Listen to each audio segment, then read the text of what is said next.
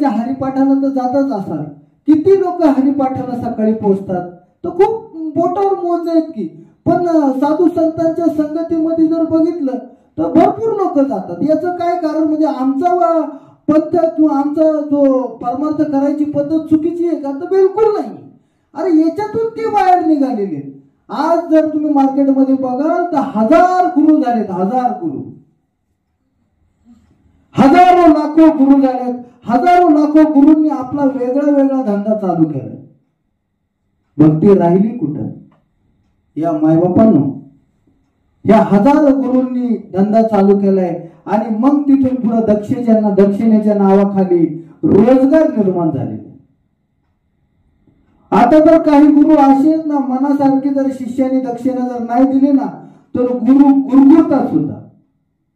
म्हणून काही गुरूंना जेलमध्ये पण जावं लागलं या चुकीच्या वागणुकीमुळे. संप्रदायाचा ज्यावेळेस संस्कृतीमध्ये ज्यावेळेस विकृती येते ना त्यावेळेस त्याचा लय होणारच. हे प्रकृतीचा नियम आहे. परत एकदा रिपीट करेल मायबापांना, संस्कृतीमध्ये एखाद्या वेळी जर विकृती आली तर मग त्याची प्रकृती नाशच करते. आणि हा प्रकृतीचा नियम आहे ना, याला कोणी बदलू शकतो का? तर नाही ना मायबापांना, याला बदलताच येणार नाही. आणि म्हणून आम्हाला संत ज्ञानेश्वर महाराजांनी जी शिकवण दिली ती अध्यात्माच्या माध्यमातून आम्हाला इतर साधू संतांपर्यंत पोहोचायचे, गावागावांपर्यंत हे ज्ञान पोहोचवायचे मायबापांना. म्हणून सर्व गावकरी जे काय सत्ता कमिटी असेल, यात्रा कमिटी असेल, त्यांना दाची हात जोडून पाया पडून विनंती का बाबा रे, आपल्या गावाच्या हितासाठी एकदा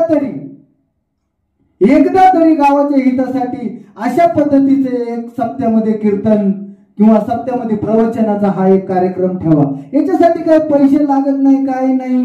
जे काय असेल तुम्ही दिले तरी ठीक आहे, नाही दिले तरी ठीक आहे, पण सत्य बोले माझे वाचा. देव माझा, मी देवाचा, सत्य बोले माझे वाचा. या मायबापांनो, आज तुम्ही जर बघत असाल तर गावामध्ये सप्त्यामध्ये 7 दिवसामध्ये कमीत कमी 2.5 ते 3 लाख रुपये खर्च होतात. महाराजांची पाकिट, त्याच्यानंतर महाराजांची पाकिट झाल्याच्या नंतर टाळकऱ्यांची पाकिट, त्याच्यानंतर विणाकाऱ्यांची पाकिट, त्याच्यानंतर तबला पखवाजवाल्याचे पाकिट, त्याच्यानंतर जे लोक मुक्कामी आले त्यांची पाकिट. मग हे 2.5, 3, 4 लाख रुपये एवढा जो गाव खर्च करतो. त्याच्यानंतर प्रत्येक दिवशी सकाळची पंगत वेगळी, संध्याकाळची पंगत वेगळी, परत त्याच्यानंतर काल्याच्या कीर्तनाला विशिष्ट प्रकारचं अन्नदान, विशिष्ट प्रकारचा भोजनदान.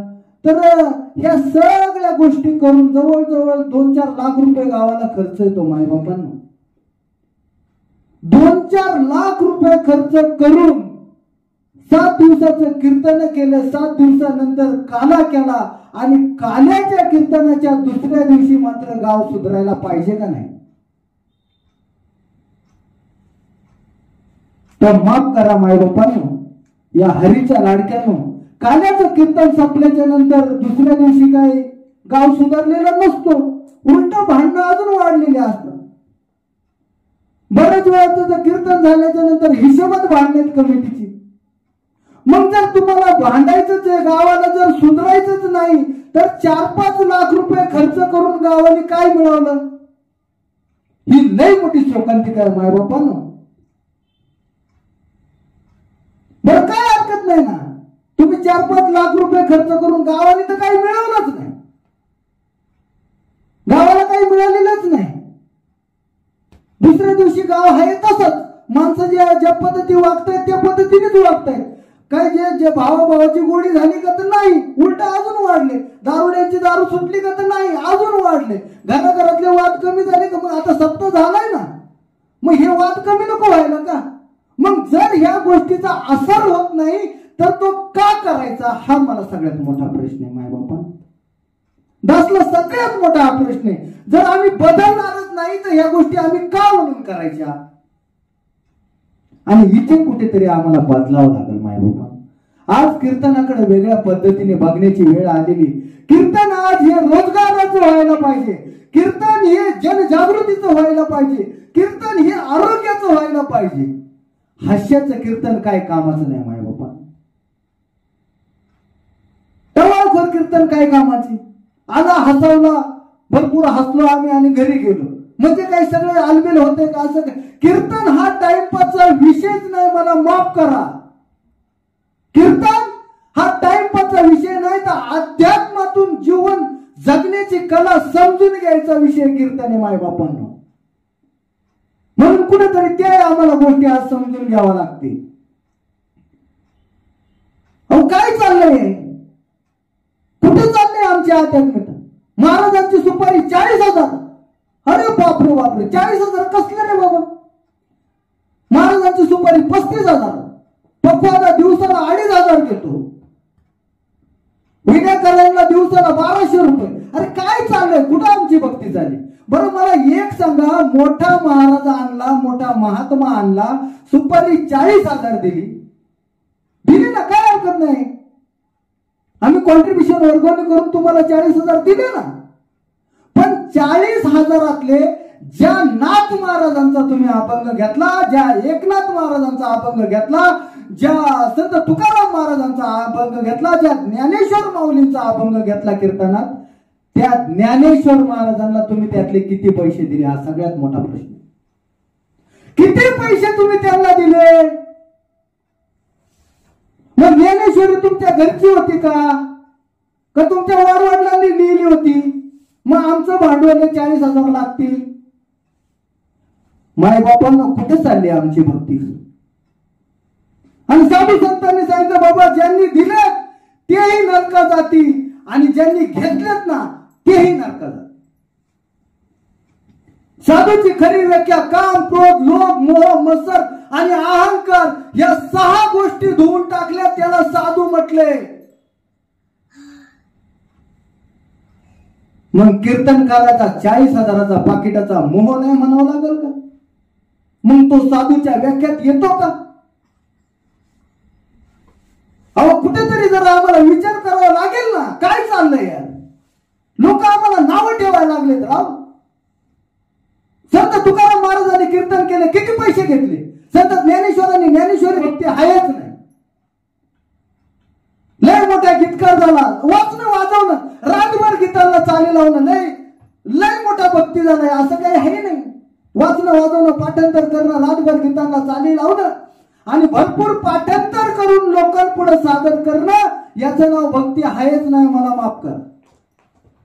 भक्ती ही असू शकत नाही.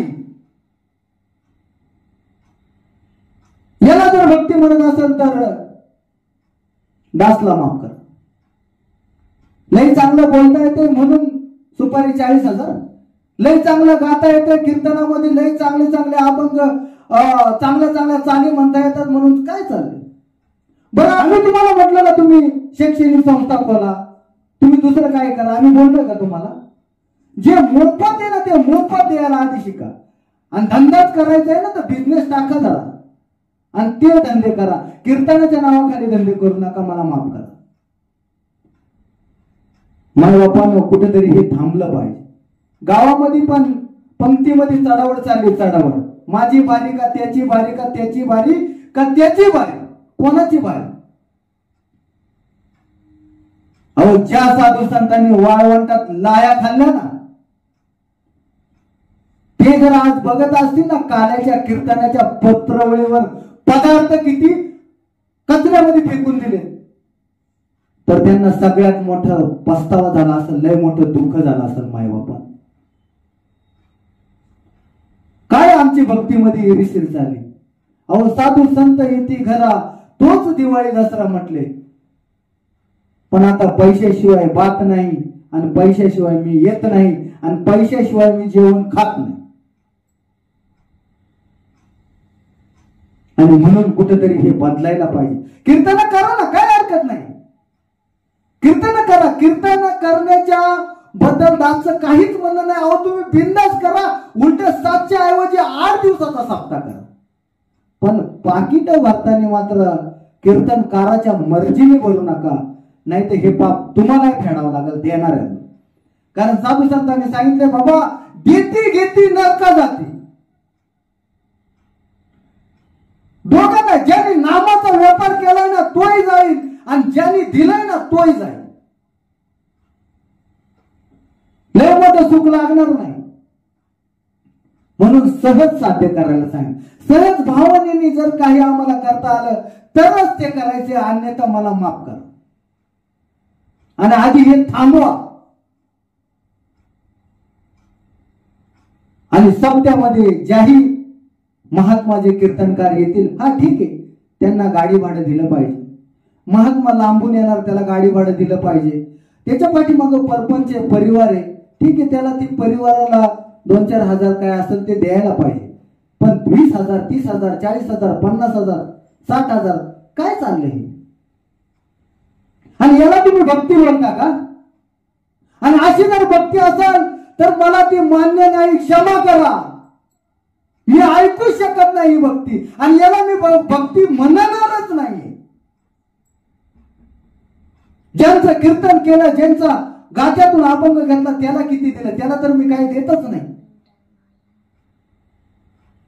माय बापांनो, सर्वसामान्य माणसाला पडलेला प्रश्न होता का बाबा रे भक्ती करू का पोट भरू आणि सांगा मी काय करू?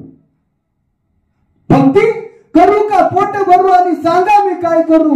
पण त्याच्या पुढं तेव्हा भक्ती करून जो पोट भरे तुकड्या म्हणे तया मोक्ष म्हणे. तर मायबापांना आम्हाला भक्ती सहज करायची आणि सहज भक्ती करून आम्हाला पोट भरायचंय. आणि हे विश्व मंगलमय ज्या ज्ञानेश्वर महाराजांच्या ज्ञानेश्वरीमधून जे आले, विश्वाची माझे घर आहे, ते जीवन आम्हाला जगवायचंय. आणि इथे म्हटलंय ना का बाबा दाचा हाच प्रयत्न आहे का या संत जनांनो, दाचा हाच प्रयत्न आहे का अवघाची संसार सुखाचा करीन आनंद भरीन तिन्ही लोक. या अवघाची संसार, कारण साधू संतांनी स्पष्ट सांगितलंय, जर त्यांना असं म्हणायचं असतं तर माझाच सुखी करेन. आज जो तो माणूस फक्त स्वतःचा संसार सुरू, मला गाडी, माझी बायको, माझी मुलं, माझी गाडी, माझा बंगला, फक्त याच्यातच लागलेला आहे. प्रत्येक जण याच्यात लागलेला आहे. आणि संतांनी त्याच्या पुढचं सांगितलंय का बाबा रे अवघाची संसार सुखाचा करीन आनंद भरीन तिन्ही लोक. आणि त्याच्या पुढे संत ज्ञानेश्वर महाराजांनी सांगितलं का बाबा रे विश्वाची माझे घर. ही विश्वव्यापी संकल्पना इंजाले या आध्यात्मिक विचारधारेच्या संस्थेच्या माध्यमातून तुम्हा मायबापांच्या पर्यंत पोहोचवण्याचा दासनी छोटासा प्रयत्न केलाय. आशीर्वाद द्या, तुम्हाला नक्कीच आवडेल. इथे 2च गोष्टीवर मी प्रकाश करू इच्छितो का बेरोजगार तरुणांना रोजगार कसा मिळवून देता येईल, त्याही रोजगाराच्या दृष्टीने दासचा प्रयत्न आहे. आणि ज्यांना आरोग्य नाही, जे आजारी आहेत, अशांना निरोगी कसं करता येईल आणि मोफत उपचार कसा त्यांचा करता येईल, त्याही दृष्टीने दासची वाटचाल चालू आहे. म्हणून सर्व संत मायबापांच्या चरणी, सर्व गावकरी कमिटीच्या चरणी, सर्व यात्रा कमिटीच्या चरणी, सर्व सप्ताह कमिटीच्या चरणी दासची एकच विनंती आहे का बाबा हो, कधीतरी रोजगार आणि आरोग्य ह्या विषयी थोडंफार सप्त्यामध्ये, कीर्तनामध्ये किंवा प्रवचनामध्ये थोडासा वेळ द्या, जेणेकरून लाखो हजारो लोकांपर्यंत ही ज्ञानाची गंगा पोहोचल. जे आपण अशी ठावे ते इतरांशी सांगावे आणि शहाणे करून सोडावे सकळ जना. ह्या स्लोगनाच्या मार्फत दास तुमची रजा घेईल आणि जे मला मिळालं तेच मंगलमय वातावरण सर्व कुटुंबाच्या, सर्व एंजल परिवाराच्या घराघरात पोहोचू दे, हीच पांडुरंगाच्या चरणी विनंती करेल. धन्यवाद. जय हरी, जय हरी.